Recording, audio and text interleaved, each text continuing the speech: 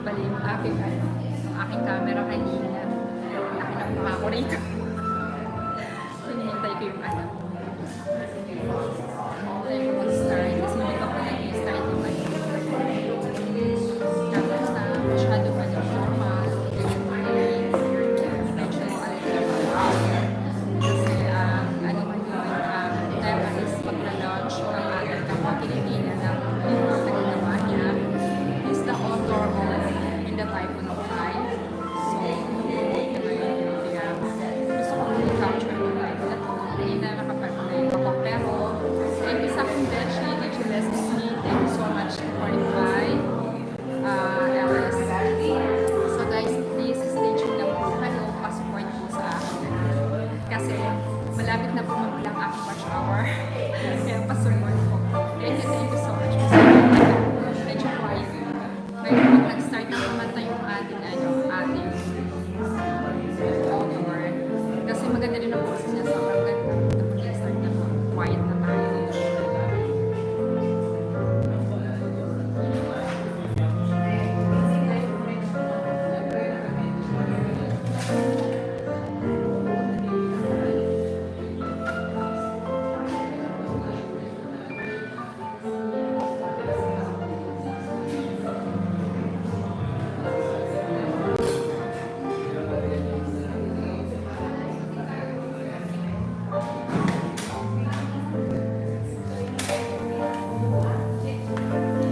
Ladies and gentlemen, ta-da! The moment has arrived. Bles is here. So I'm going to ask you to listen. If you are eating, try to be as silent as you can. If you are drinking, try to drink as silent as you can. So all your attention is in Bles. Your ears, your eyes, everything is in Bles. Thank you so much for being here. Thank you.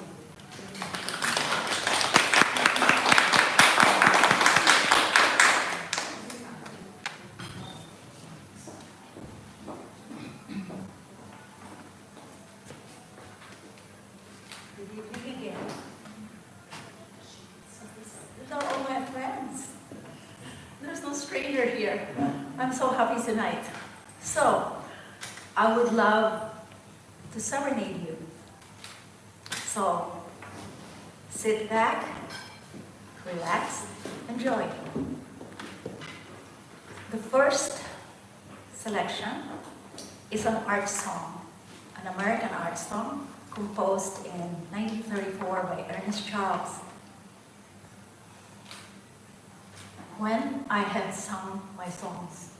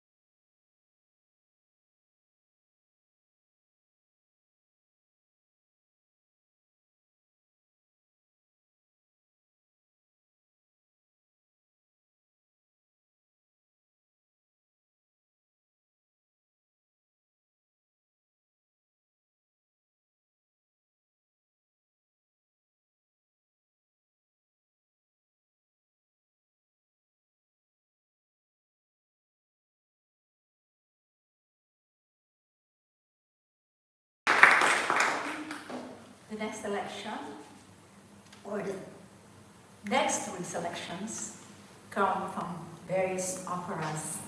Okay, don't be scared. The first one is a comic opera by the genius of all time, no other than Wolfgang Amadeus Mozart. It's a comic opera. So my character here is Despina. She is a 15-year-old maid who's taking care of two young sisters, two very naive young girls. She is trying to teach them that at 15, you gotta have mastered the ways with men. That you're gonna be able to know exactly when to smile, when to laugh, when to cry, and the perfect time when to tell a lie. Così fan tutte. In English, it means all women are like that.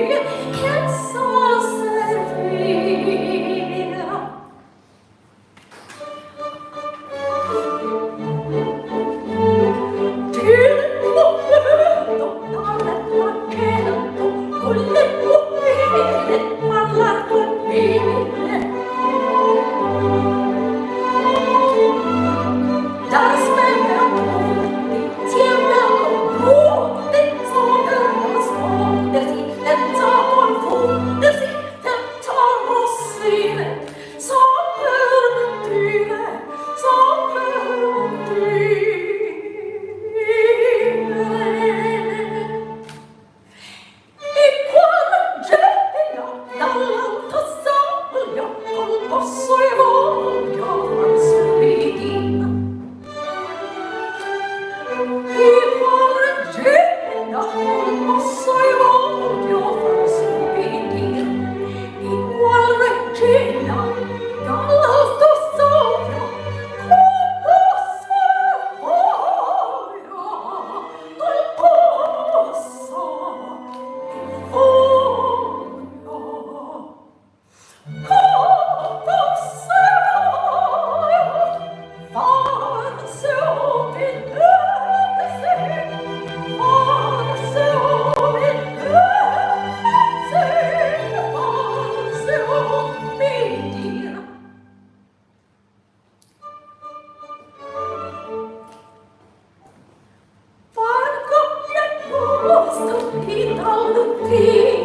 Viva despedida que se servir. Viva despedida que se servir. Viva despedida que se servir. Que se servir. Que se servir.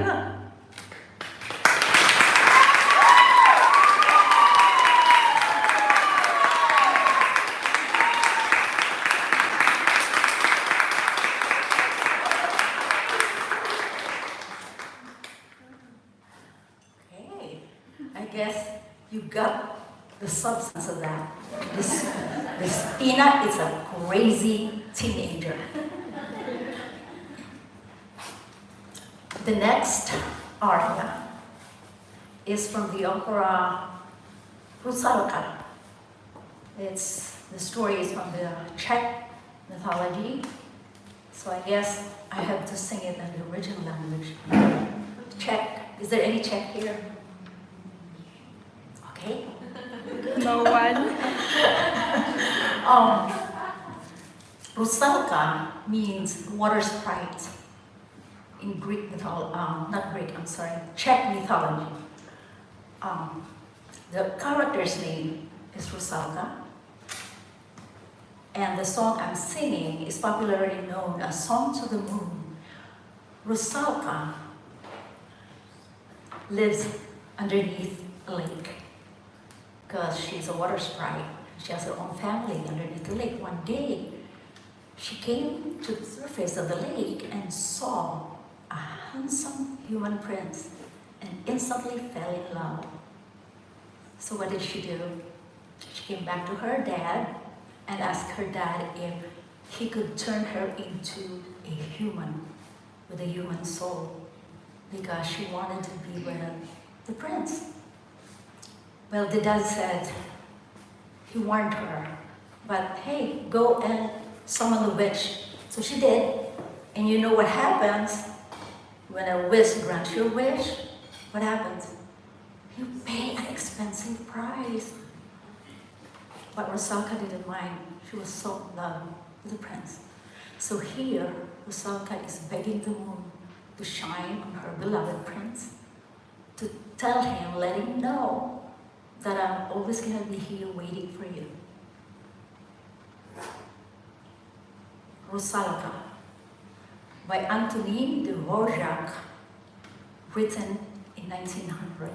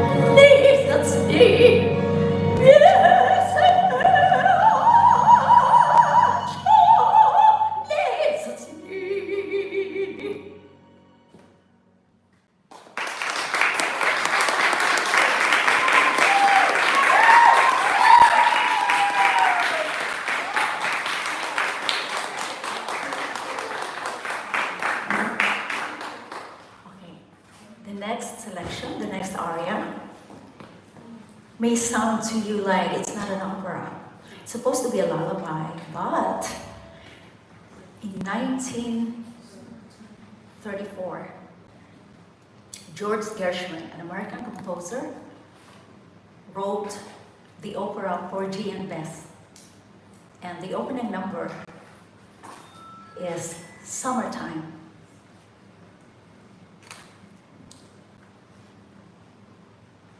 The setting is a vast cotton field in South Carolina.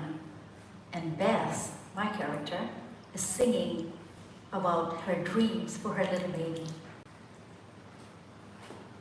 Summertime.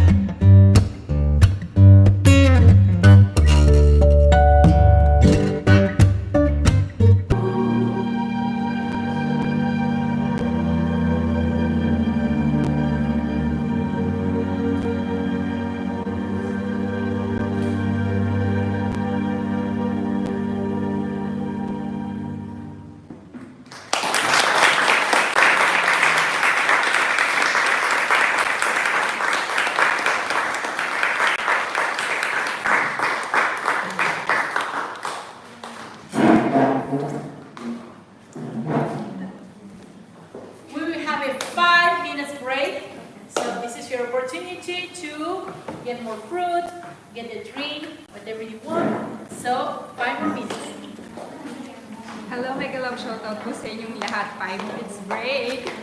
Thank you so much sa mga nag-drop. Stay tuned po kayo sa mga dumaan sa nagbigay po ng thumbs up. Thank you so much. Sepi, mega love shoutout. Thank you, DJ Leslie Smith. Thank you so much. Sa lahat po ng dumaan at nagbigay po ng thumbs up, maraming salamat po sa inyo. Stay tuned lang po kayo. Hindi pa matatapos. Itong live po na to is kapwa nating Pilipino na author po, inaamin niya, pinopromote niya yung kanyang sariling libro. Makikita niyo po sa Amazon, pakikita ko po sa inyo yung kanyang libro. Ito po yung libro niya. Maganda yung review niya, naka-receive siya ng 3 awards. So kung interesado po kayo, pwede niyo pong i-search sa YouTube. Siyempre, ako po yung nag-design dito, and of course, wala yung aking DJ Leslie Smith dahil po busy, kaya ang aking DJ is si DJ Mark. Asana Mark, say hi! Yeah. Hello to everyone! Mega love shoutout po sa inyong lahat.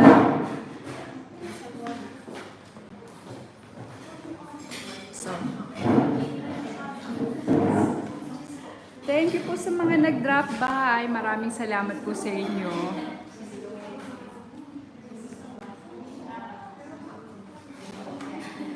Master Sepi, kumusta ka na?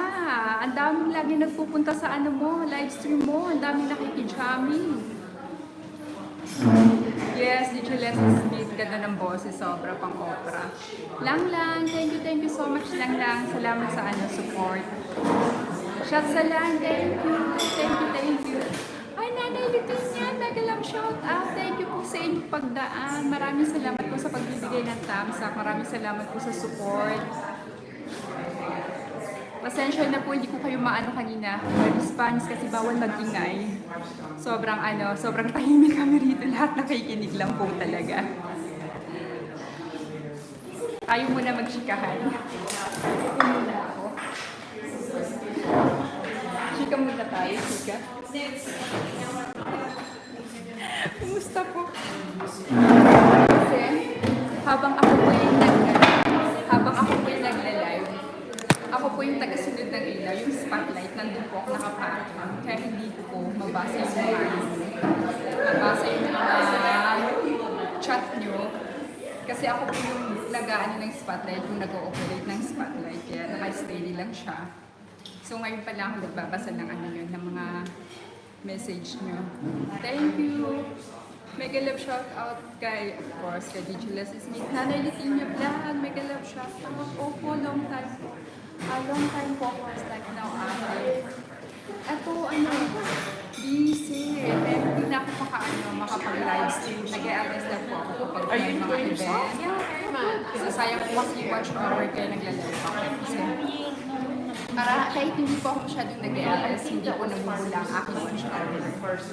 Pero nag-upload naman po ako ng mga video, performance at the concert. Meron po akong premiere. This coming Tuesday. Please pakitang sa kanya. Stage where she did that one. Ano yun, yung last summer camping namin ng Did aking one besh. here also. So thank you. Okay na. Thank you. Let's meet sa It's nice to have something, experience something in your neighborhood. Napansin kanina. Dali-dali lang kami. I've asked the kids for this kind of music. Anak, thank you. Ate Maria, thank you. Thank you, MJ Chuck. Galing naman. Thank you. Sobrang galing siya. She likes to music and she's not afraid to. Wala kang work. Wala kang work. Wala masyadong tao dito. It's scary. Nasa party Yeah. I mean, it's really the risk of Mark, ikaw naman you don't know a lot of people. Ayan. Word of mouth, some people, this kind of music there, it's not there. Right. Nakita tuloy ang bukaw. Yan. Get out of Kapag your hindi available house, siya, your apartment, available si DJ, dress up, and siya yung just kinakanta ko. I know, right?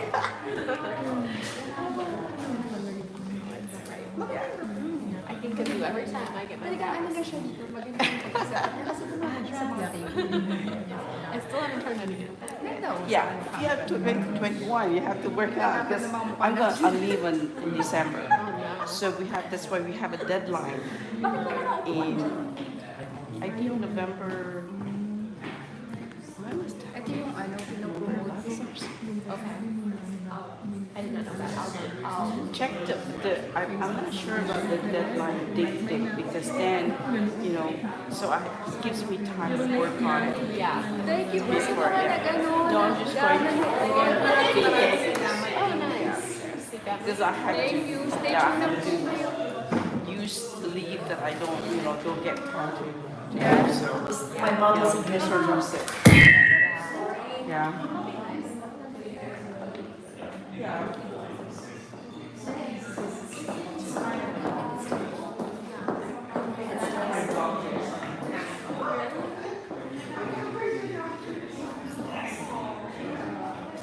Yan po yung in the Typhoon of Ice, yan po yung kanyang pinopromote. Yung singer kanina, siya po yung author ng libro na yan.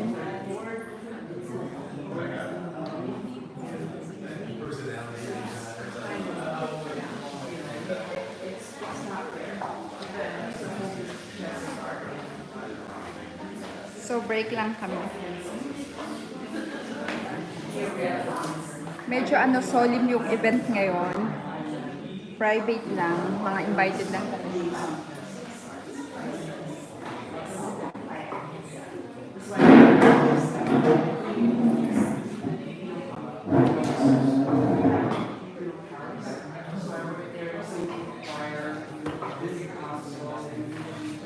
Ladies and You're on. You're on. Ladies and gentlemen, here is Bles.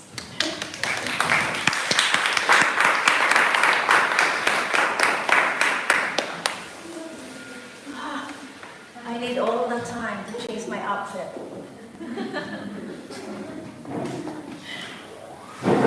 Okay. The second set is not taken from any opera. So, the first selection I'm singing is from the musical Kismet. You heard of Kismet? The music here is an adaptation from various compositions of the gifted Russian composer Alexander Borodin. I love his music. The song is "And This Is My Beloved." So, fall in love with the song. Here, the character is Marcina. Marcina is a young girl. And what she's doing here, she's describing to her dad, passionately, her beloved. And This Is My Beloved, composed in 1911.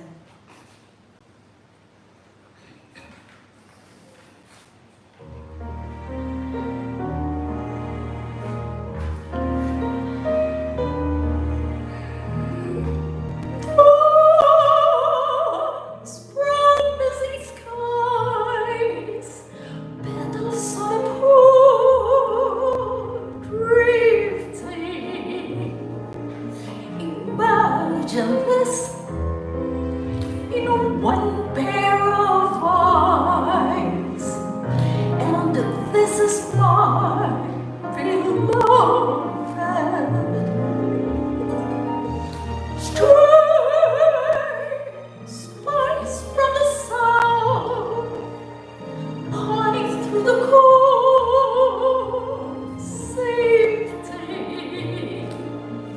Imagine this on one eager mouth, and this is my beloved.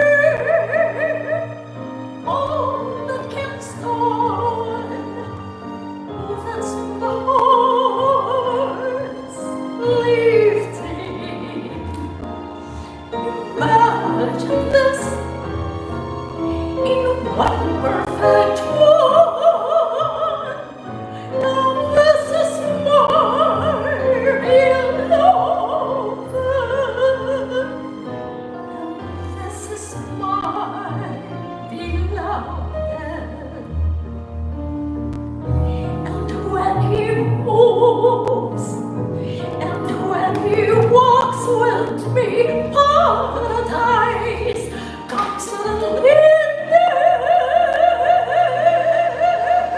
All that can steer, all that can start, all that's for the heart's leaving. This in one perfect one, now this is my love. Now this is my love.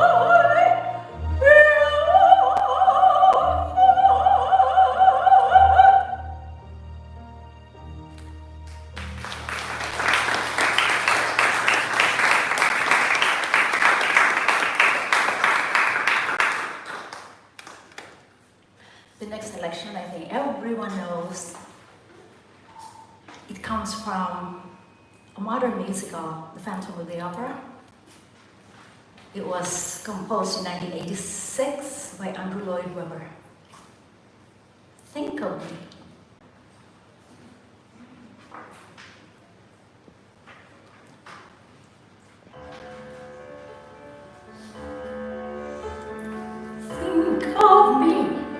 Think of me fondly when we said goodbye. Remember me once in a while. Please promise me you'll try. When you find that once again you long to take your heart back and be free. If you ever find a moment, spare one thought for me.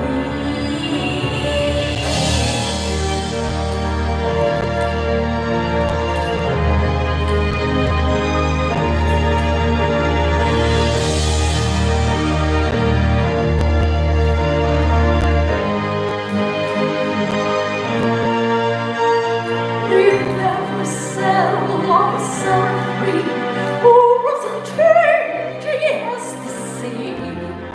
But if you can still remember, stop and think of me. Think of the things we've shared and seen. Don't think of all the things which might have been. Think of me waking silent and resigned. Imagine me trying too hard to purge you from my mind. Recall those days, look back on all those times. Think of the things we'll never do. There will never be a day when I won't think of you.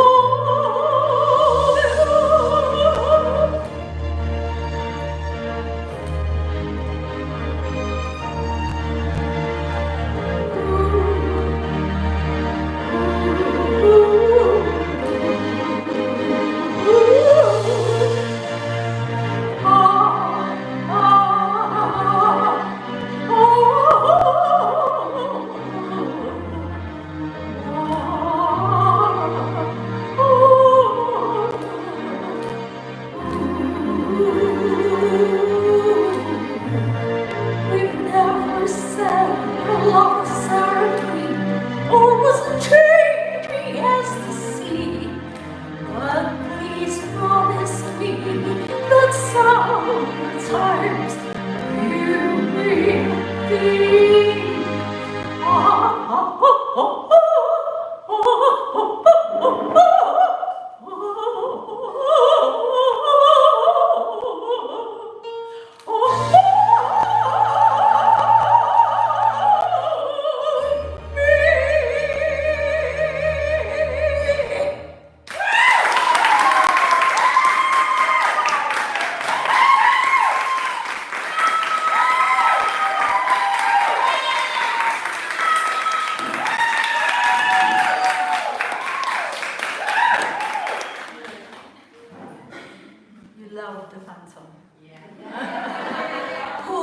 is not in love with the fountain, with all the sexy mysteriousness, right? Okay. Excuse me. I'm gonna steal.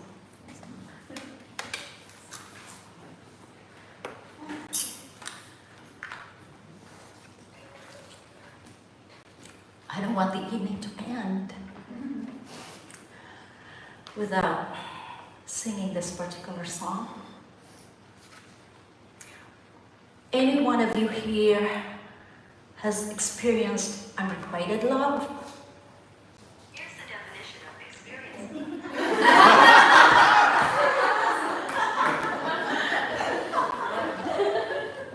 I have. It stings, it hurts. But in this song, the man vows to love this woman forever and vows to love no one else but her. This song was composed in 1967 by a Filipino composer, Leopoldo Silos.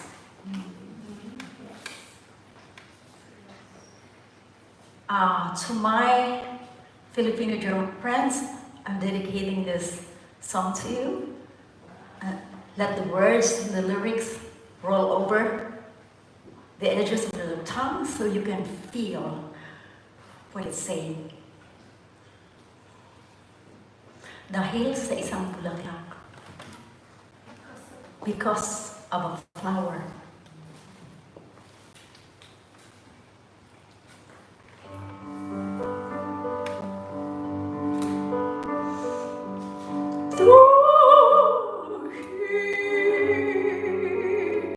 Sa isang bulaklak,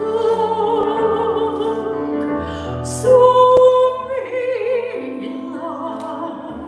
ang pag-ibig.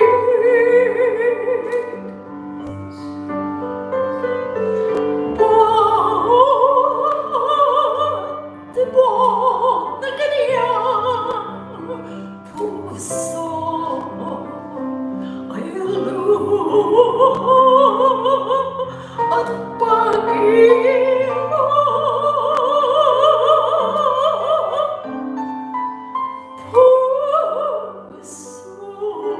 Puso'y sadyang nagtiis nagdusa sa pag-ibig. Di magpapago kay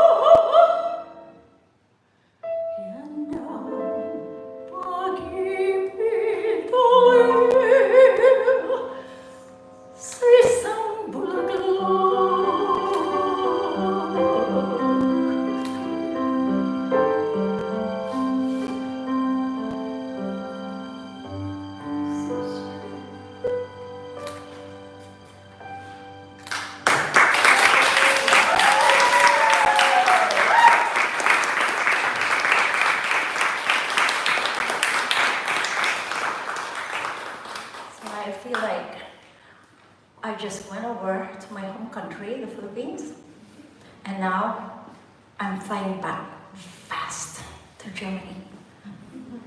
Because my finale, I'm singing my finale in German.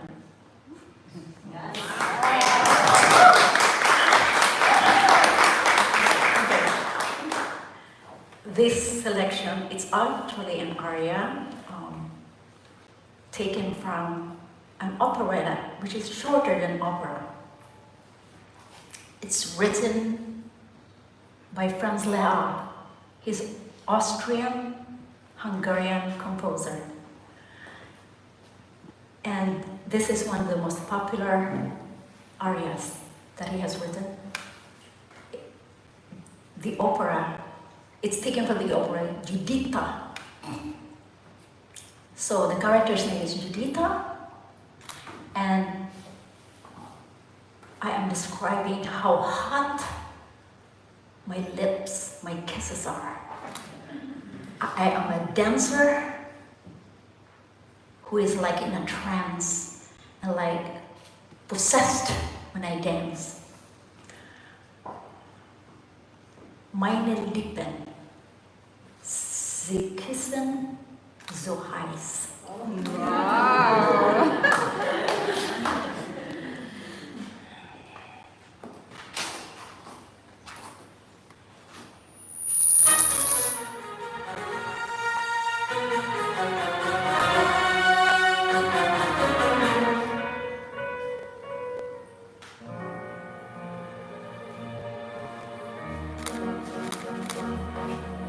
Ich weiß es selber nie, warum leicht Liebesbrief, wenn man meine Knees, meine Augen schaut, meine Hände kühlt. Ich weiß es selber nie, warum man von dem Sauber spricht, doch keine Widersteht, wenn ihr liegt sie, wenn ihr mir vor geht. Doch wenn das rote Licht glüht, zu Mitternacht stürmt, und alle lauschen meinem Lied, dann wird mir klar der Grund. Meine Lippen, sie küssen so heiß, meine Glieder sind schweigsam und weiß. Ohne das Stern, das ist geschrieben, du sollst küssen, du sollst lieben. Die Füße, sie schweben dahin, meine Augen sind locken. Ohne Stern mir auf der ich weiß, meine Lippen, sie küssen so heiß.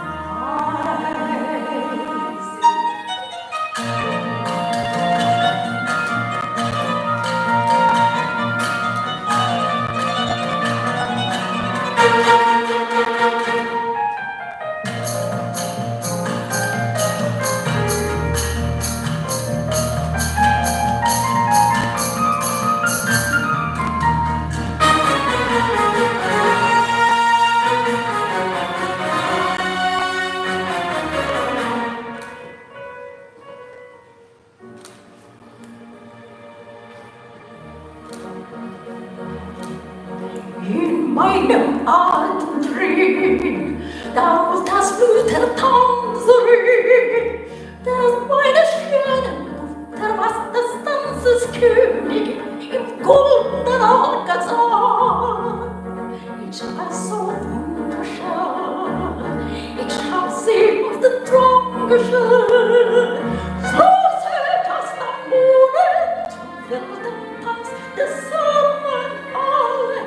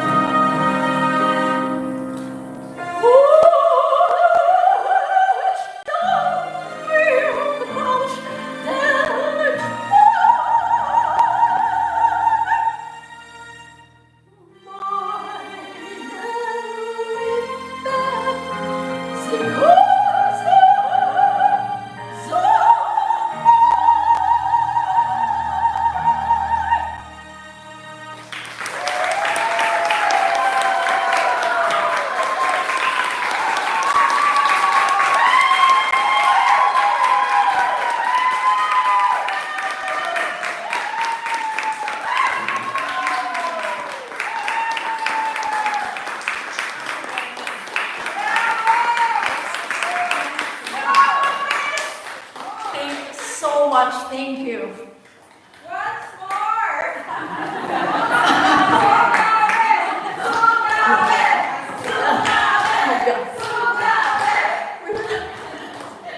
Wala na, wala.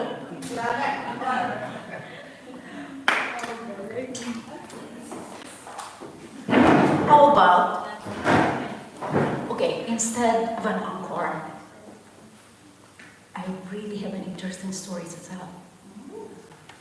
Okay? And we'll be done in good time. So, let me get my little notes.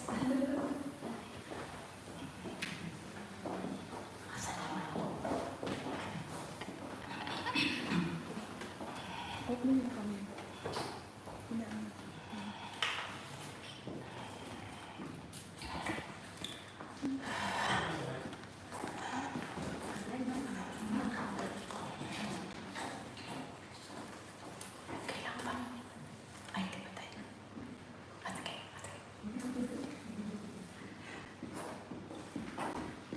So how's with everybody feeling?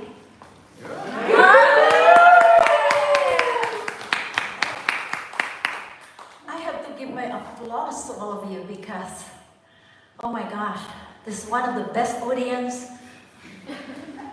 I have ever sung to. I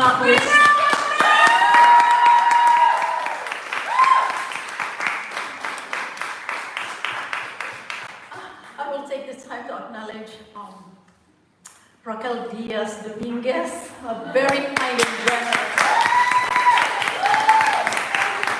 Our community liaison officer, my ever faithful friend Remy at the receptionist.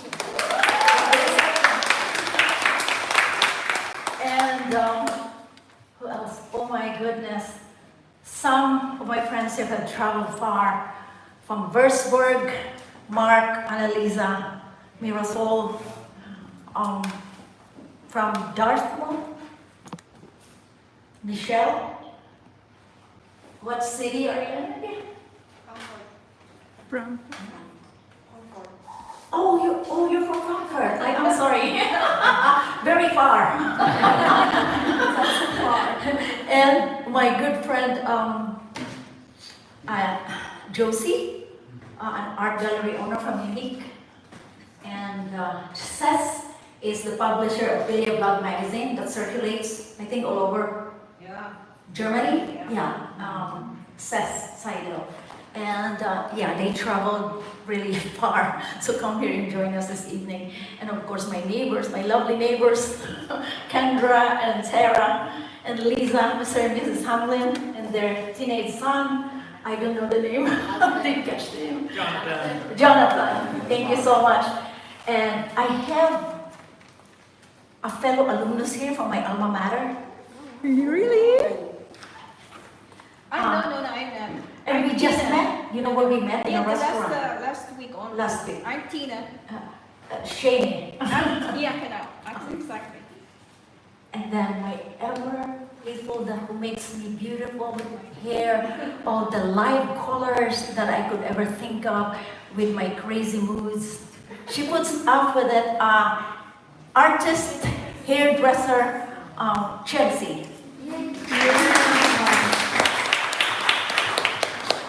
And my very good friend for a long time, Nemi Castillo. She has been here in Germany for like 25, 26 years. And 2 newbies in Germany. You're nurses, right?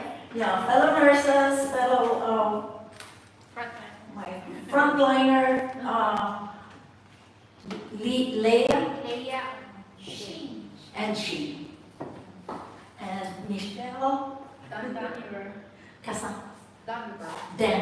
Dandra and Michelle. Did I meet anybody? And of course, my lovely neighbor here. Do you know that she was the very first person to RSVP? It's Rebecca.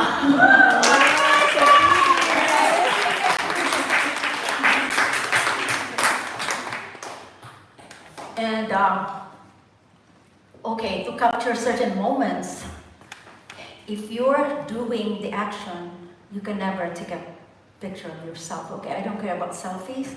because I can't do a selfie right now. So who saves my life every time? In 2017, I had a concert inside the American consulate, and my very good friend, I call him Jaime Gololiuco, and his wife, Nitz. And he's back here again, and now it's 2022, only to take pictures of these special moments. And of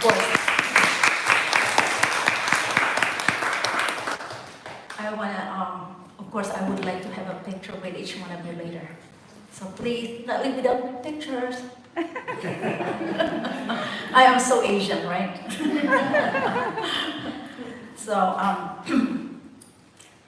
I feel alive and really happy, and I'm full of joy this evening because I'm back in my own element after 2.5 years of lockdown. This is my first ever event. Wow. And it's right here in the city, our own community, family community here. So, I will make this very brief. Yeah, the lockdown chased me away from Seoul in 2020, all the way to South Florida when we visited our kids. And then when I landed back in Frankfurt, lockdown started. We could hardly even finish our quarantine. So I feel so privileged that you will take time out from your busy schedule to be with me this special evening. It means a lot to me. I cannot thank you enough. The story of In the Typhoon's Eye. Okay. I know that I've been so busy with singing for you because I'm the singing poet, so I've got to live up to my brand. So I sing. But please don't forget, we're celebrating my first nonfiction, In the Typhoon's Eye. How this came about 10 years ago already, I thought of an idea of writing something to record my childhood, to put it in paper and share it with my family, with my children and my grandchildren, and hopefully their own children in the future.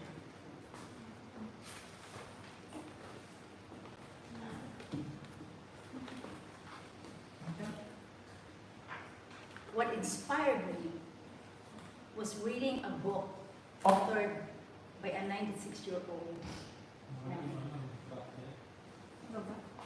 I read out his story was that he wrote all his life, submitted manuscripts.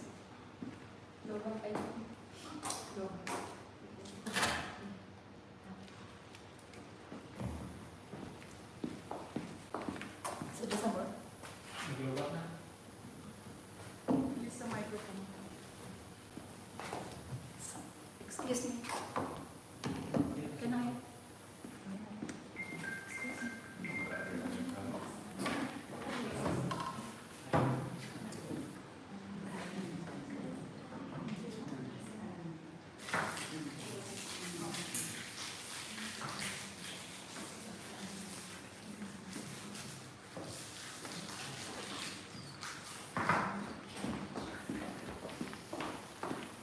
Okay, technical difficulties. So this man, 96-year-old man, author, had been writing all his life, submitted manuscripts to different publishers, but they were all rejected. Until one day, an editor from Penguin Random House spotted his article in Newsweek's My Turn. And not only did they offer him to publish his book, but they published a trilogy that he wrote. He was 96. And I might as well mention his name because he inspired me to write my first nonfiction, which is a memoir, my childhood memoir. His name is Harry Bernstein, my grandfather-in-law. Steve's grandfather. Thank you, Harry.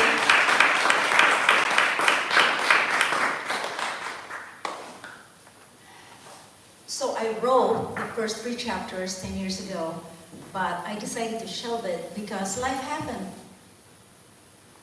Okay, we were moving every 3 years from one post to another. Then my 2 daughters decided to get married. And of course, who wants to hire a wedding planner for several $1,000s when they can have their own mother? Right? And then my mom fell ill. So I shelved those 3 chapters. Then fast forward, 2019, I think, at the end of 2019. Lapit mo yung mic. At the end of 2019, the COVID pandemic broke out. We were living inside a Yongsan garrison in Seoul, and the commander was very strict, closed all the gates but one. We were not supposed to get out, to eat out. We were supposed to just stay put inside the garrison. And after 2 months of that isolation, I was reflecting. I was alone at home most of the time, and I thought to myself, I asked myself, what is the one good thing I can do being isolated? Because I started to see signs of depression looming over me, and I was determined to fight it. So I remembered the book I always wanted to write. So I look up my original manuscript, the first 3 chapters, and actually I trushed it. Because 10 years later, I could not believe how you can grow. It wasn't my voice anymore. So I decided I was going to work on this every single day. So for 6 months, every day I wrote. I wrote in the Typhoon's eye. I wrote as if my life depended on it. Non-stop. Then 25 times of editing by myself because I didn't have the money to pay professional editors.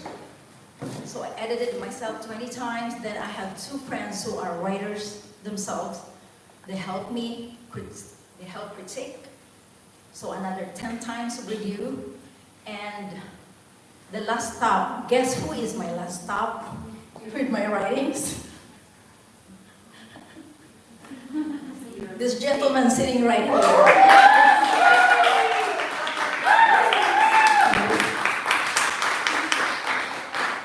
My husband, my best friend, my teacher, my best and worst critic. But I welcomed it. I told them, it doesn't matter how you criticize, what you criticize about. I welcome it. I welcome every criticism, critic, constructive, not constructive, because I know it helped me improve my craft. So every imagery I remembered in that book, every scenario I described on every page became living experiences in my life all over again. I became a 3-year-old again, running around in the woods. I cried in anguish, reliving the sad times with my family. So I thought my book should be aptly called In the Typhoon's Eye because I have lived through so many typhoons, physically and emotionally.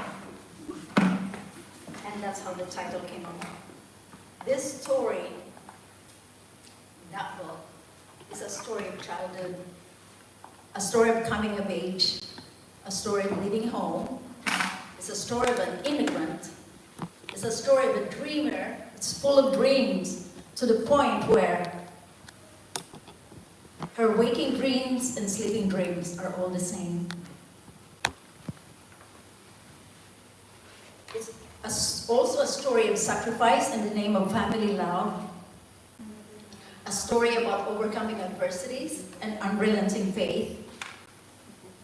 A story of dark emotions, grief, losses, childhood traumas. It's also a story of redemption, forgiveness, and healing. before, do you want me to read like a short passage from the book? Yeah. Okay. Before I do that, for those of you who have finished reading, I know some of you here have finished reading the book, you will know that my father was the strongest influence in my life. Not only did he control my physical environment as a child, but he also helped shape my future. So, to honor him, before I read passage in my book, I will recite to you, read the poem I recently wrote, which is going to be included in my second poetry collection. When it's finished, it's going to be released probably early next year. A love only you knew. These thoughts still linger long after you're gone. Like the ripples in the lake, they never disappear. For as long as wind breathes life into the swaying breeze. In cycles, they come and go, delicately swirling in the water as I revisit a remote past. When innocence was new in my world, so tight and narrow. If I knew then what I know now, would I have carved my path away from where I am? Would you have killed the rage, spewed its vicious remains, had I landed a kiss softly on your cheek, held your hands firmly around my waist to keep them from sowing seeds of pain and sorrow?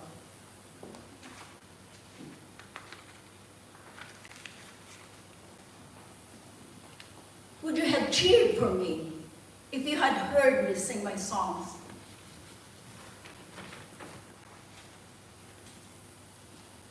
A forbidden sound at home? Would you have smiled with pride if you had watched me most alive while I danced before a crowd? Has the war instilled monstrous fear, lurking constantly, blinding you from the radiance of my sensitive mind? You saw it as vanity, to show my core in its true colors. So I hid my face in the dark, so I can be someone else in the light. I was tempted to succumb to hatred when pain and terror came.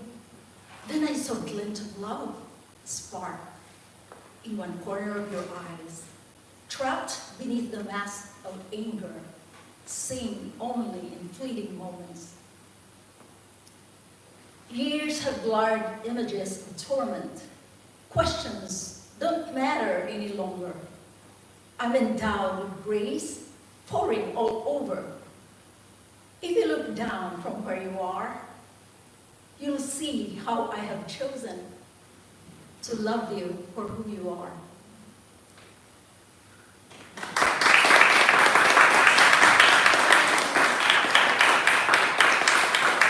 Thank you.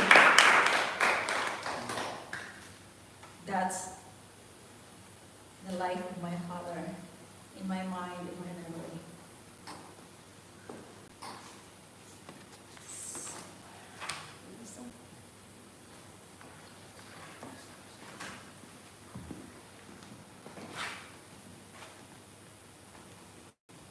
I will read to you from the chapter, My Father's Story and War, on page 55. I don't know if you're going to follow. My parents talked about the war sporadically. They told me stories in fragments, but I was good at remembering and putting them all together as one piece, like I was completing a puzzle. My parents and elders in the family called it Japanese times. They remember the Japanese occupation of the Philippines that occurred between 1942 and 1945 during the Second World War. They spoke about the invasion of the Philippines several hours after the attack in Pearl Harbor. My parents, uncles, and aunts told us horrifying tales about guns and violence and the raping of young girls by Japanese soldiers. It was 1942. My father was a young teen when he joined the guerrilla movement, a resistance movement against the Imperial Japanese forces. This movement included militant students and civilians. Due to the size and geography of the Philippines, with 700 odd islands sprawled along over 1,000 miles of ocean, the Japanese found it difficult to suppress the resistance groups. Hurry, but don't hurry, run! His older brother, Uncle Dandoy, called in a loud whisper from the other side of the 5-foot-tall barbed wire fence. My father was much shorter in stature at 15, so it took him longer than the other guerrillas to jump over the barbed wire fence. He was proud to serve his country, to hang out with men who were at least 10 years or more older than him, to hide in the mountains. But most especially, he wanted to feel like a fully grown man, working in secrecy with his older brother, to whom he looked up with great admiration. He felt important and useful. He proved his strong sense of patriotism without question. Most importantly, he found a way to make up for lost time with his brother after his adoption had resulted in their separation for many years. Uncle Dandoy and my father, along with other guerrillas, ran through thick bushes and hills to make it to their quarters before dark. They crawled in grassy paths to avoid being spotted by Japanese soldiers. Their headquarters was located in a remote part of Mount Isarol, deep into the forest. Some days, they ran out of food supply and were forced to share the little bit of rice left, steamed and seasoned with edible rock salt. They relied on each other, trusted their loyalty to a common cause, until the day came when a rumor about a spy among them proved to be true. They were lured. Some Filipinos joined groups who collaborated with the Japanese forces.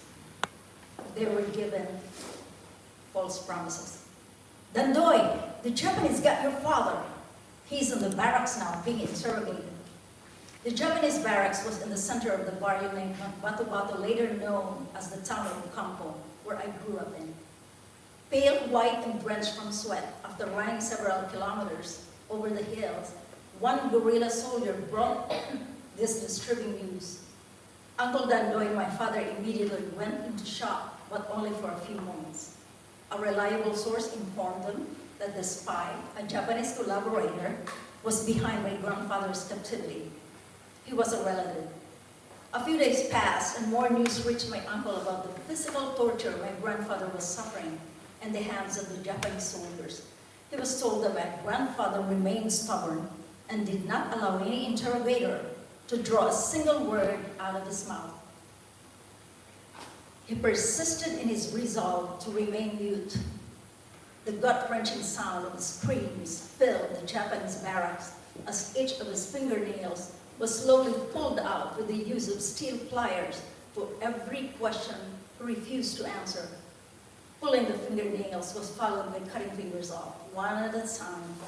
The Japanese wanted to know where his two guerrilla sons were hiding. They persisted for weeks on their quest for valuable information.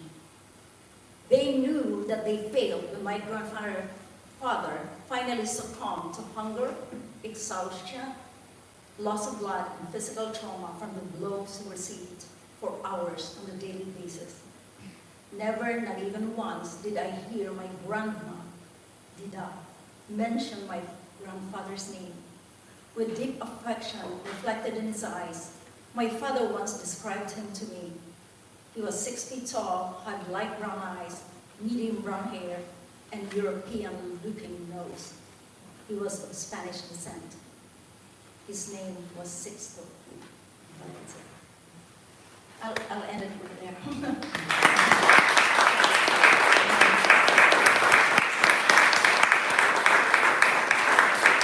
Thank you. I'm sorry, I had to bring you all the way back to Second World War period. But I think to give you a glimpse of how my father was and how he treated us and how I grew up. It goes all the way back to his story as a guerrilla soldier. I will open. Is anybody interested in reading a passage? Maybe interesting to you?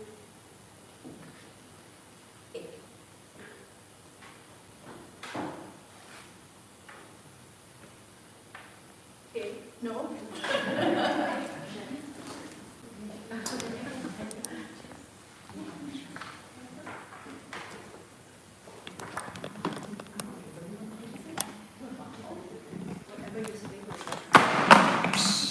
Sorry. So, that's okay.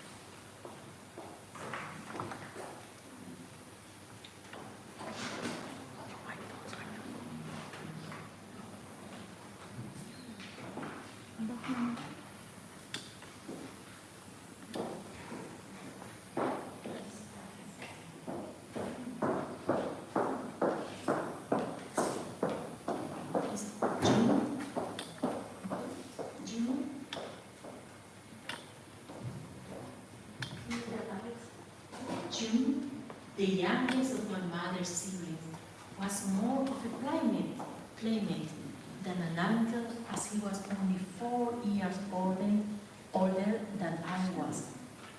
He and I loved playing fashion show every single day. We took my aunt's prettiest dresses and skirt from the closet as soon as they left the house. We didn't spare even those dresses that my aunt, Senta, had made for paying customers. She was a great dressmaker as we were brats. There were times when he and I fought over the same skirt. The more frills it had, the more attractive it was for both of us. We took turns in playing fashion models and audience. The idea of stage performance tickled us pink. We recruited our neighbor's young son, Danny, to join our team in our make-believe theater event. Danny was about a year older than I was. He was quiet but pleasant and always agreeable. His mother seemed happy, knowing that he played only with us and did not go farther away from his home. She was nice, always watchful of Danny while she attended to her work as a seamstress. The space under my grandparents' stilt house provided us a perfect venue for our dream world. My time spent in San Jose left an indelible mark in my memory. Images that remain with me are rich with heartwarming experiences with my mother's family. Fun was my only purpose from the time I first woke up in the morning until I retired in bed at night. Even the painful times created a loving nostalgia. One day, I saw Auntie Nora and Uncle June fill their bag with swimwear. Everyone else was nowhere in sight. Hurry, June, let's go! Yes, coming! Auntie Nora and Uncle June rushed to get out of the kitchen door. As I ran to follow them, my eyes caught only their shadows that quickly fade behind the squatters' houses closely packed together. I sprinted out of the stairs. The alleys were narrow and windy, like a maze. Then they were completely gone from my sight. I ran as fast as I could, navigating through the long alleys until I reached the roughly paved concrete ground. But one of my foot got caught with a rubber strip of my slippers, causing me to fall hard and land on my face, skinning off part of my left eyebrow. I bawled from the pain and the sight of blood dripping uncontrollably. I cried, I screeched, pure hysteria. I don't remember how I stood up, but when I opened my eyes, it was Auntie Nora and Uncle June when I saw. They brought me home. Then the worst part happened. 4 people pinned my arms and laid down to the dining table, while my grandmother poured mercurochrome, a tincture made of alcohol and merbromine, on my gaping wound. Each dab of the red burning liquid felt like a war torture exercise. It was the longest, excruciating 5 minutes of my life. I squeaked continuously until I had no voice left to make a sound. The visible scar on my left eyebrow became my lasting memento. My asymmetrical pair of eyebrows proved my painful ordeal. Wow.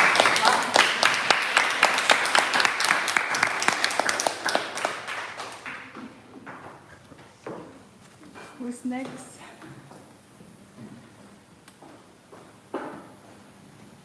Anybody else? Yes. So good, thank you. You made it alive.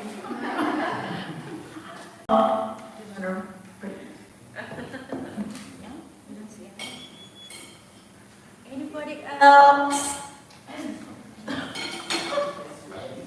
Last, Remy?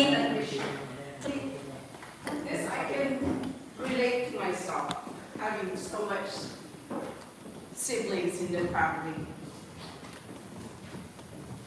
All right. During the summer months, my parents made sure that I stayed home to help with the household chores, which mostly consisted of cleaning the house, dusting off furniture, and babysitting my younger siblings. Maura was 2 years old when Bandy was born. Among all my younger siblings, she had the strongest cry as a newborn. Compared to Belinda and Maura, my mother learned to expect my father's usual lack of enthusiasm about the birth of baby girls. They always want boys. My father seemed to have lost a anticipatory feeling he used to have every time my mother was about to deliver a baby. All these years, he and my mother prayed to her so hard to have a son, but with no success. I noticed that the gap between the births of my siblings had been getting shorter. Very sorry. The son, Bardet, was born only a few months after Bandy turned 1 year old.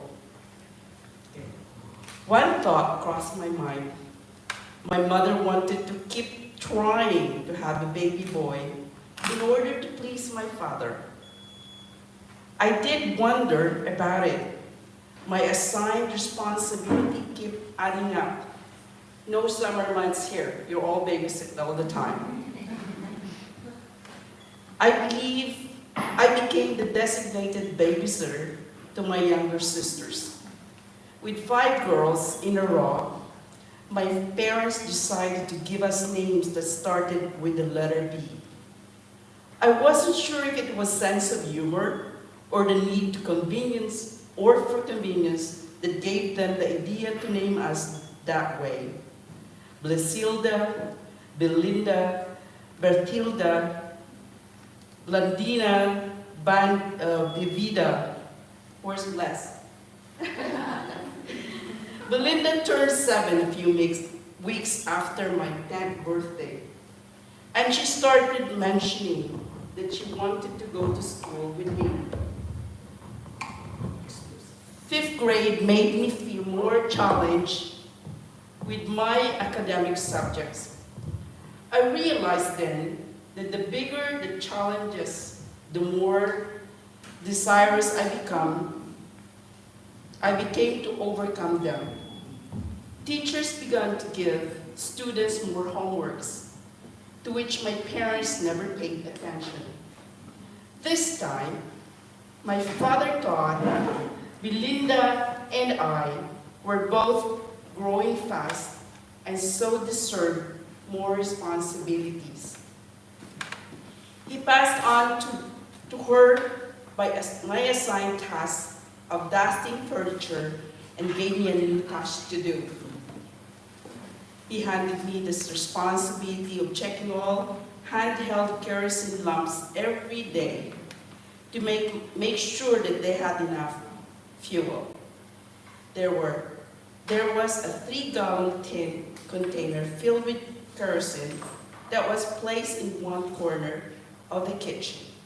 My father instructed me to take extra care in handling it when I poured the liquid into the lamps. The small ones were used for each bedroom, and brightest one, the Petromax, a type of pressurized kerosene lamp, and uses a mantle lit up the dining room and adjacent kitchen. Bless that from now on, this is your job. Every day at 6 o'clock before it gets dark, you must make sure that this Petromax is lighted up. Yes, Pa. Well, I'm going to stop here because this is really an interesting storytelling of somebody's childhood. I'm sure all of us, we all grew up in an island or somewhere in the province. We have to go through all this learning, as I mentioned to my colleague. I learned to cook rice from age, maybe I mastered it when I turned 5. I had to climb the steps in order to get to the stove, and then because you had to do it with woods. So I said I was expert in cooking rice at 5. I'm sure Bles, beside babysitting, we all have to, to learn how to cook rice.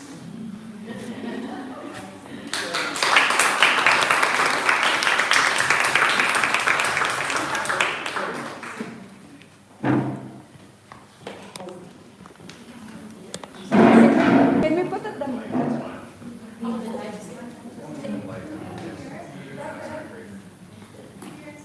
What is the background?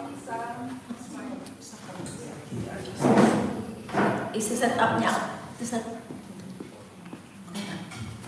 This is just a relatively short one anyway. I don't know that it's the best in the book, but it's pretty typical of the sort of drama that she brought up at a lot of different points in her life that was genuine. And I think she read the part of the book that was probably my personal favorite, the part that was the background about his time, her father's time in the Philippine Scouts. And I think, I like it because there's a lot of excitement and drama, and I think the history of World War II is something that's interesting to me. But what I really liked about it was that her father features very strongly in this book. And if you take them moment by moment, like you're going to see in this one, he can come off, he does come off very negative. Yeah, the man has, that's appropriate, that punctuation there. He had his demons, but they came from somewhere, and he was an influential person in her life, and I'm glad that she has a balanced look, even at this point in her life, at the way he was and the things that made him the way he was, because he was a very strong character, and he did leave her with a lot of positive traits. But as you'll see from passages like this, there were reasons why you might have another opinion of him that would come out a little more strongly from what you see as a first impression. It's chapter 25, War Within. She has a preface. But what else is there that a man desires? Is it honor, fame, glory altogether? Perhaps unknown is why he hungers. It was Friday evening, the end of the school week, so I took my usual bus ride from Pili to Ocampo to start my weekend home. When I entered our house, I found my mother sitting alone in the dining hall, drinking a bottle of beer. This was the first time that I saw her drink alcohol. I came closer and took her hand to make my mano. Hand to the head for non-Filipinos, sign of respect. Did you just get home from work, Mom? Your father is seeing another woman. I was stunned upon hearing her response. She spoke with her eyes fixated on her own thoughts. Tears overflowed from her eyes down to her cheeks. I'd never seen my mother so sad before that day. At first, I didn't know what to feel. Insecurity took over seconds later. Then a different kind of fear came over me. The question, what will happen to us, repeatedly flashed inside my mind. It took me another 5 minutes to recover from my initial shock, so I decided to perform my chores and complete them before my father arrived. I mentally pictured the possible scenario that could happen, and what I saw did not promise anything peaceful. I started asking our maids to get dinner ready so we could feed everyone, especially my younger siblings. Any needless delay on our part meant no dinner for any of us. I braced myself for the worst. It was minutes before 6 o'clock. Let's eat fast, come on. I hurriedly set the dining table and made a plate full of food for each of my younger siblings, giving priority to the youngest ones. Vasion doubled her pace in the kitchen.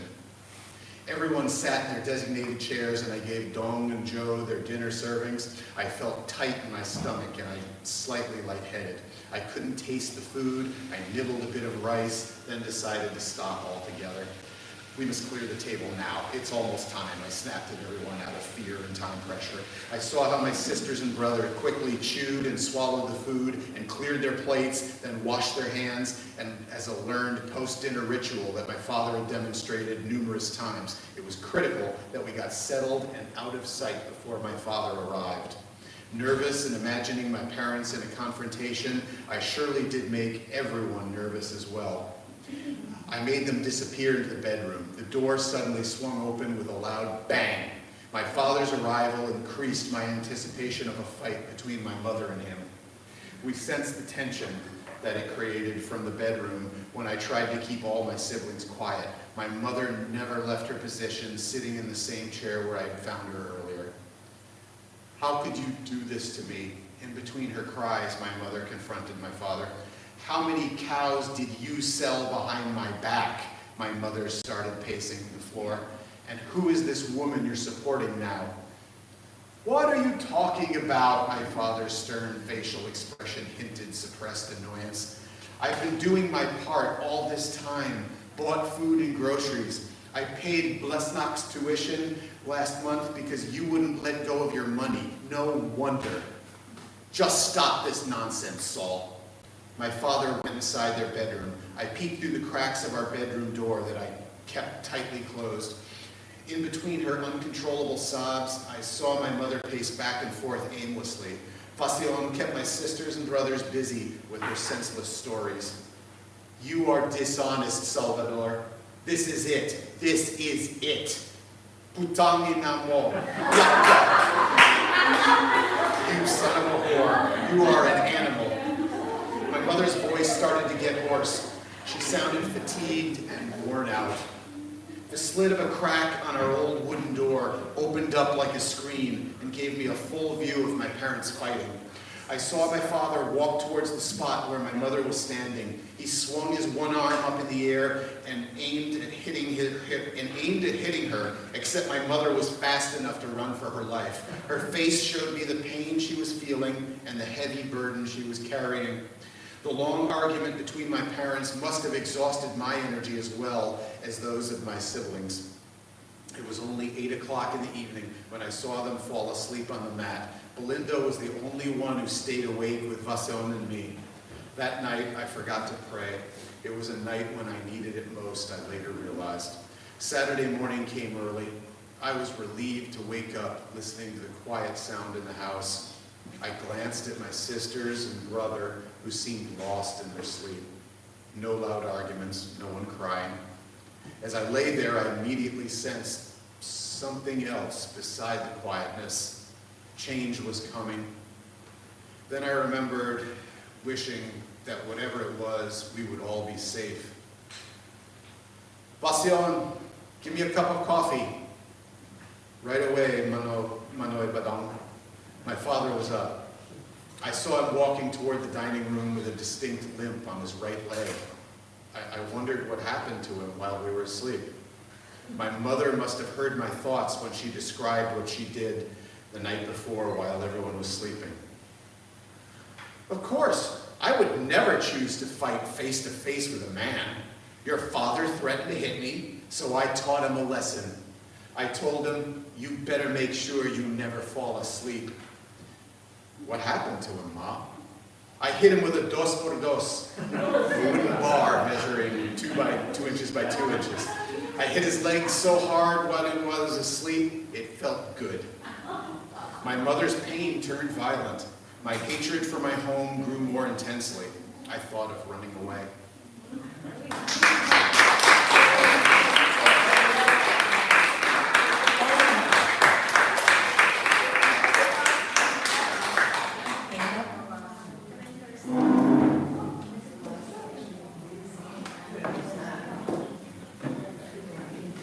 Anybody else? Read.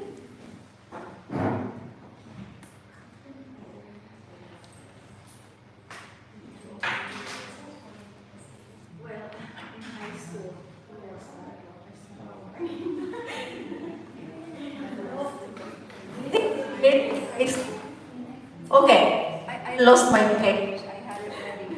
Oh, it's in and out. Okay, give me a few seconds.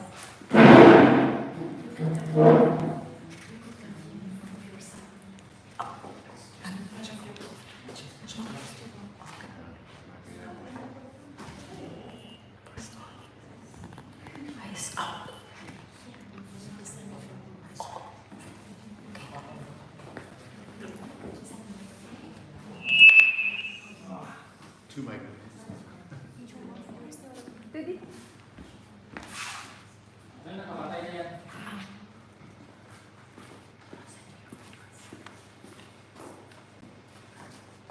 I don't want anybody to get the impression that the whole book from beginning to end is sorrowful. So there were light moments, there were some funny moments. So I'm gonna read a few paragraphs from the chapter Teenage Impressions, chapter 21. What's the number? Chapter 21, page 155.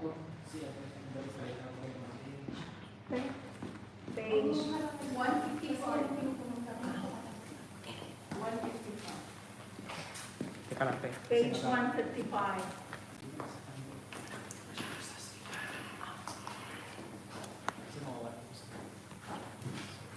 Should adjust the volume. Switch it off. Hold on, hold on.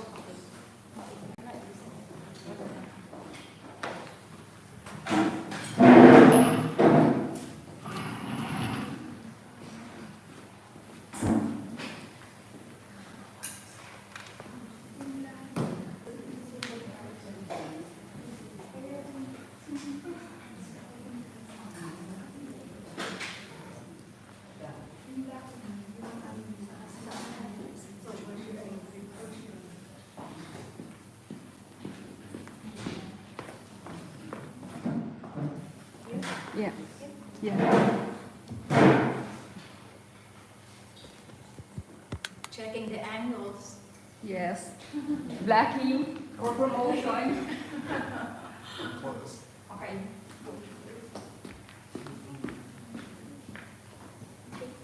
Good.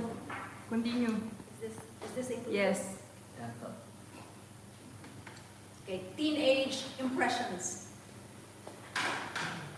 The NEPA classroom stood in the middle of a huge property where an uninhabited grassy land framed Mount Isarore.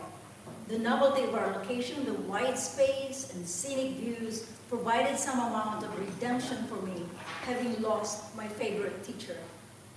Thankfully, a new teacher introduced music to us as a subject. Mom Teresita was brilliant and possessed unlimited amount of patience for distracted students. She spoke softly and focused totally on the topic of music. I had the pleasure of watching her fingers glide through the piano keys. There were times when she played kundiman, a Filipino art song, a musical genre that was new to my ears. Its mood introduced me to another musical realm. Natural themes filled my vision and enhanced my creative inclinations. A new landscape with flowering bushes created my picturesque perspective. Rows of Chinese bamboos thick enough to provide a visual partition between the classrooms and the playground served as lush backdrop for a small pond. A little bridge connecting the school ground to the pond added the final touch to the quaint atmosphere. It reminded me of my childhood in Sandeep. It was luxury for me to read my favorite books under the shade of the slim branches while they swayed to the rhythm of the breeze. A young female teacher came to join the faculty and was assigned to be our new advisor. Her name was Miss Rudy. She was uniquely appealing. When she spoke in front of the class, my eyes remained fixated on her face while I listened to her stories. Her beautiful singing voice became an accessory to finesse our important events. She loved to tell us stories about herself as a young girl, which made our English classes more engaging. She passionately talked about her bedroom in America with its bright yellow walls and a soft beige carpet covering the floor. It was fun being around her, except when she acted overly affectionate with Father Tom. I felt awkward watching her sit on his lap one afternoon as we gathered around her after class. Father Tom did not seem offended. "Father, why can't you love me?" Miss Rudy said teasingly, her eyes full of smiles. Her gestures confused me because I always thought everyone should respect priests. Days passed and my admiration for her overpowered my doubts about her behavior. Her free-spirited personality commanded attention, and her stories always stirred my imagination. Interestingly, she did not return to teach our class the following year. I missed her strong presence. Physical education was my least favorite subject, having had no athletic interests. But our new PE teacher, whom we addressed as Sir Robert, made it interesting with the inclusion of various types of dances. I heard from the other teachers that they spent many years dancing professionally. I was pleased to notice that he possessed the typical stance of a ballet dancer.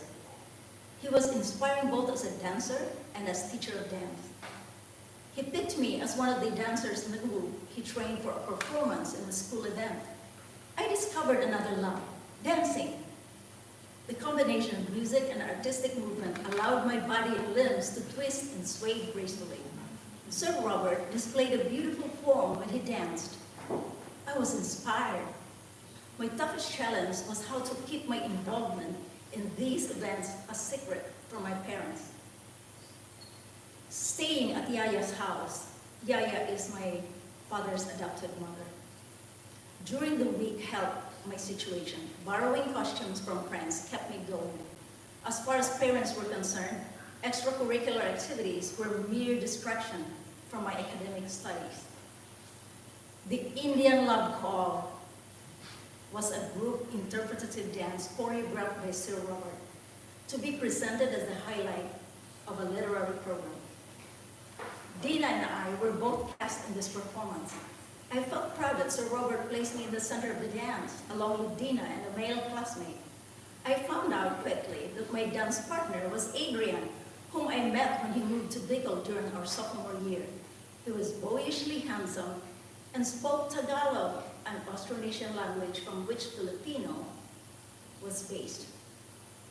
Okay, I'm gonna insert a little explanation here. The reason why I especially mentioned this boy spoke Tagalog because in my province, we didn't speak Tagalog. We spoke a dialect, Bicolnon, that's what we call it, from the Bicol region. So it was like, I was fascinated when he spoke. because he spoke the national language. He was quiet in class most of the time, especially when he first arrived. Outside of class, I caught him throwing glances at me a few times, but never understood why. I noticed once, while talking to him face to face, his eyes became so tender and dreamy, with an almost sleepy look. That by itself annoyed the hell out of me for some reason. Sir Robert choreographed our dance to tell a love story with transient conflict in a love triangle that ends up in reconciliation between two lovers. He signified the climax by directing Adrian and myself to end the dance with a kiss. Impulsively, I refused. No, sir, I'm sorry, I can't. My voice was barely audible. I felt the rehearsal not knowing what to do. I left the rehearsal not knowing what to do. The next morning, our class advisor called me to a private counseling. Bliselda, I must tell you that Sir Robert threatens to cancel the dance if you don't follow his directions. I heard the words, threatens to cancel. Mom, I can't kiss that boy. I just can't. My response sounded like a plea. You have to apologize to Sir Robert. I found myself in a dilemma. Bles, this is an art form where dancing and acting are involved and necessary to tell a story. Tell him how you feel about kissing Adrian. That evening, I thought hard and long about what our class advisor told me. I prayed before I slept that I find the right words to say to Sir Robert. One thing was sure, I loved to dance. The next morning, I felt more composed and confident when I arrived at school. Minutes before our dance, I went straight to Sir Robert and apologized. Surprisingly, he was accommodating and pleasant. He reassured me that I didn't need to make contact with Adrian's mom. I felt relieved. Safe from potential embarrassment, especially from Adrian's point of view, I could not bear to hear his gloating thoughts.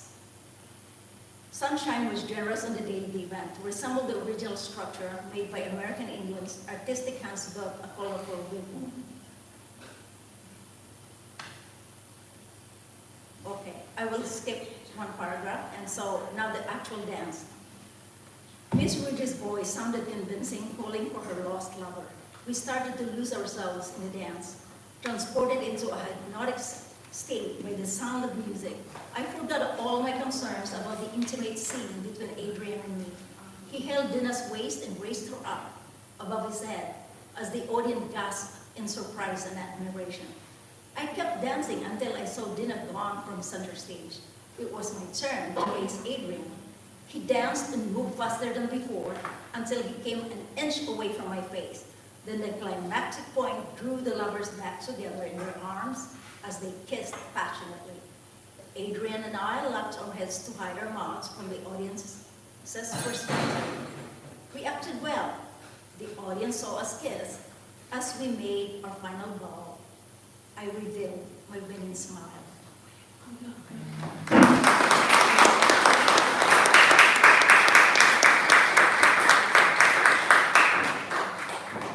Thank you. Finally, I was able to find something that's not sorrowful. Ours was fun. Oh yeah, that's right. We picked the fun one. The fun one, right? Yeah, and Remy too. Okay. So anybody else who wants to read before I open the floor to Q&A? You can ask me anything. Anything you're curious about, just ask me the question. Yes. Are we getting another one? This is for your childhood. Are we going to get another one for your... You're not the only one. You're not the only one. I'm working, in fact, I'm already working on the sequel of, mostly the sequel will depict my life in America when I went there. So it's probably, I'm estimating that maybe it might be about 500 to 600 pages. Because that's where the juicy part.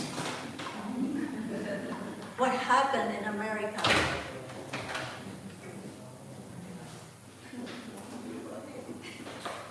Any other questions?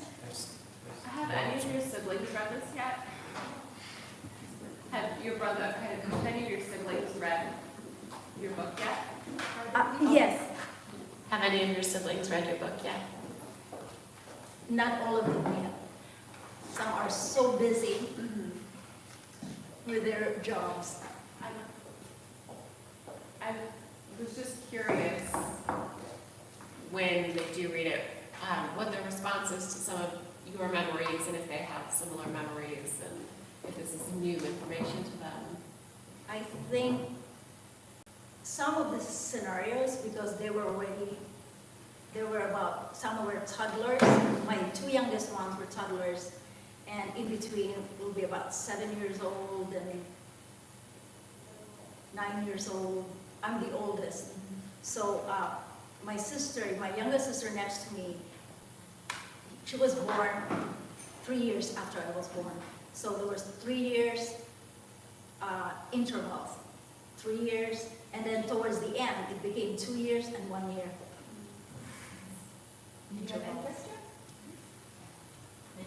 Yeah, I wish that, sadly, my one and only brother passed away last year. So I don't think he has read the book, but I hope that his children will. Or else?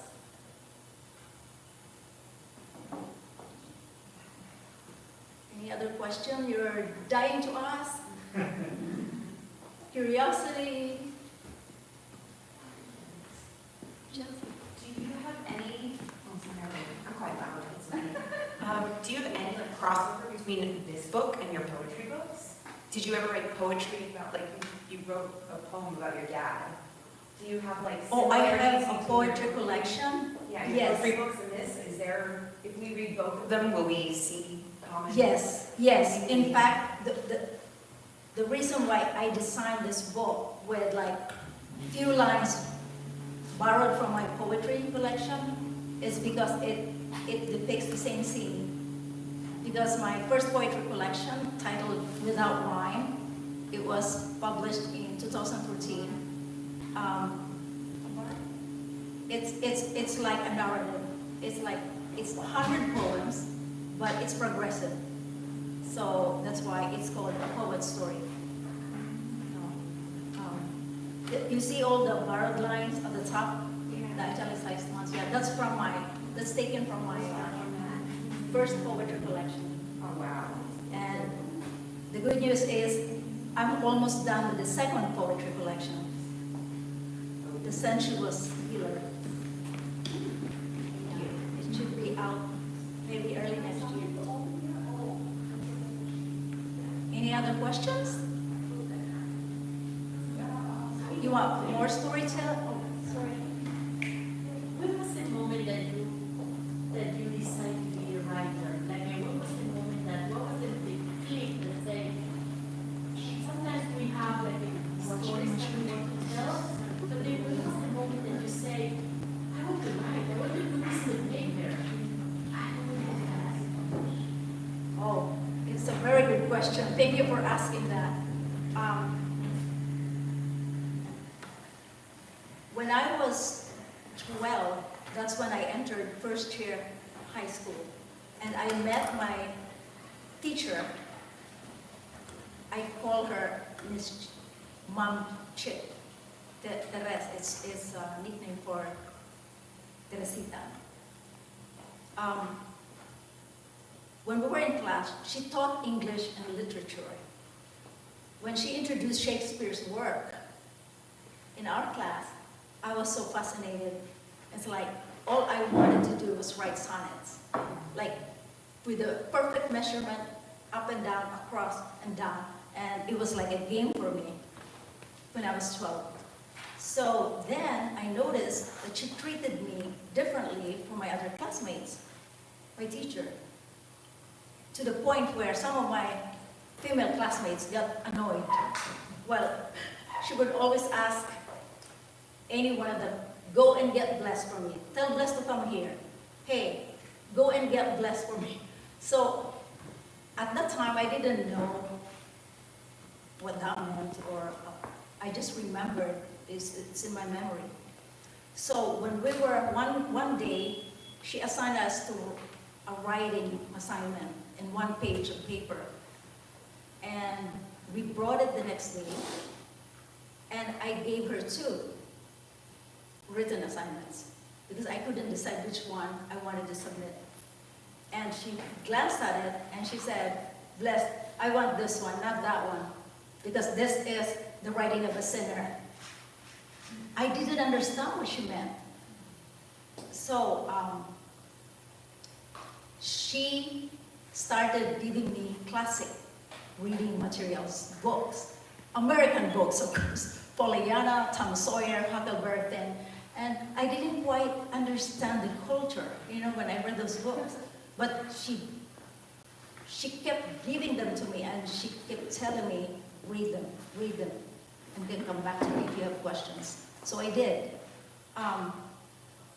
Then, fast forward, 50 years later, I reunited with her when I visited the Philippines. It took me 2 years to find out where she was. I kept asking people on social media with the same last name. I said, "Do you know Chick Bernadette? Do you know Chick?" And finally, I stumbled upon her niece, her own niece. And so the niece told me later that, the reason why I responded to you because you sounded like a sincere person. You didn't sound like a hacker. So I was so happy. So when I reunited with my teacher, Mom Chit, she handed me a Xerox copy of an article I wrote when I was in her class, when I was 12. And I could not believe what I wrote there. I said, it doesn't matter what happened, some of the important passages I remember. It doesn't matter what will happen to the world. It doesn't matter who resists me or act against me. I want to be a great writer when I grow up.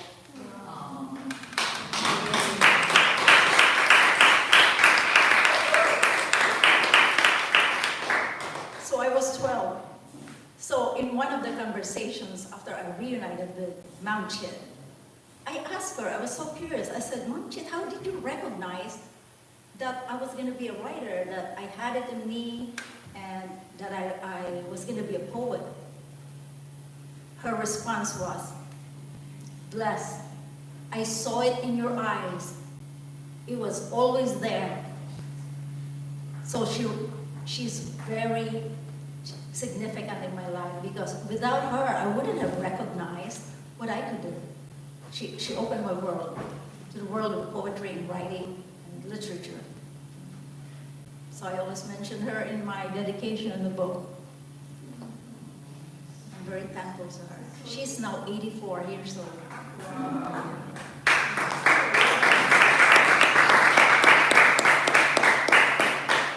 In fact, she's coming to attend my book event, which is bigger than this. I'm expecting 100 to 150 people, and my sisters are helping me organize it. She is coming to attend the book event. So I'm very happy. I'm looking forward to it, and I'm praying about it, and please also include me in your prayers that I could do it. Any other curious question? You can ask me anything.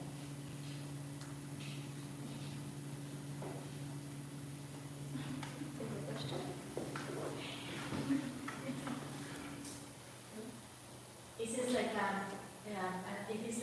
You were fascinated by your great grandfather. Is any book coming about Steve Bernstein's family and great grandfather's stories? It's been published, 6 Yeah, years I was ago? going to say, well, he wrote a trilogy for his memoirs, and it's been out. When did he die? He died at 103, and that was, I'm guessing, something like 10, 15 years ago. So, yeah, I mean, no, I don't have any plans, and I don't know if Bles has any plans to continue that side of the story, but it certainly was an inspiration for her. And he did get quite a bit of press for quite a while. He was, they asked him to come on to the Tonight Show. It was a big deal at the time. He he was just too old, and I don't think he took the call himself and didn't quite understand what the implications of that were, but and it was published in Newsweek magazine, and every week for about, I'd say 3 years, he got stacks of mail this big from women wanting to basically adopt him. It was about the sadness that he felt when, and what does he do now because my grandmother just died. So, that was why the response was in that direction. But you can see why it was an inspiration to us. I think I can do this. He did it at 96. So I told myself, I'm not waiting until I'm 96 to write my book. But he inspired me. His book is the first one, The Invisible Wall was the first. The Invisible Wall. It's all over the place, translated into like a dozen languages. Yeah, it's been translated a lot, and you can find it on Amazon. Although it's actually a common title, there's quite a few, but Harry Bernstein's book will come up first if you search for it. And he had 2 sequels, The Dream and the Golden Willow. And one of them is his love story with his grandma. Right, your grandma. The Golden Willow is about them.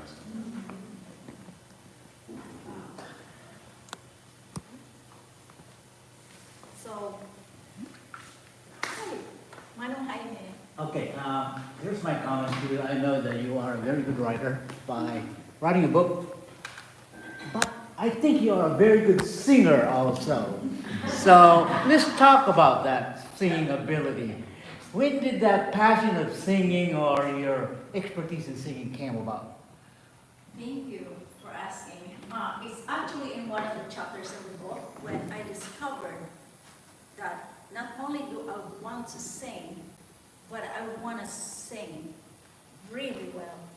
So my journey, it's a lifetime with my singing because I married at 22, had 3 children, and everything got placed on hold, everything. Because I was working as a nurse. I worked as a nurse in Florida for almost 44 years. 10 out of that became remote job because of this lifestyle.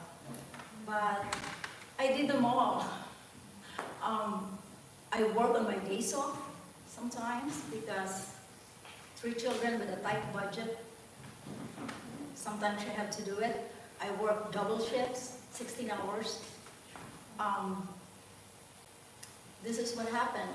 My first husband, the father of my children, was ill with cancer.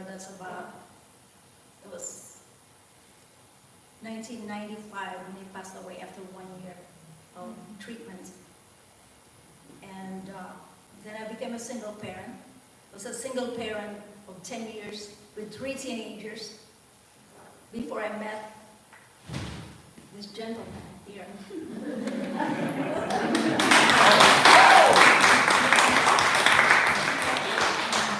He's my partner and my best friend. Wow. Yeah. So, I think my grief lifted in about after 2.5 to 3 years, because they came in waves, and maybe that's how people grieve. Sometimes you think you're okay already, but then it just hit you again. So after about 3 years, a little more than 3 years, I started waking up. Like, I call it waking up. My friends called me the Merry Widow for a long time. Because it's the first time I really went out there to socialize. I never socialized really when I was young. I was very introverted. I'm a homebody. When I had little children, 3 of them, all I did was work, go to church on Sundays with my family, and go to the grocery store. I couldn't do any additional task anymore. After double shifts and working on days off, I couldn't do one more thing on top of that. So, when I was single, after feeling better 3 years after my first husband died, I felt like, oh, I need to join groups, I need to volunteer, I need to be active in the community. I didn't even deliberate it on it. I just did. For some reason, you know, I interpret that as grace, like divine grace. Like someone is trying to guide me which path I should take next. So I joined groups and I thought, wow, this is really good. I should have started this a long time ago when I was young.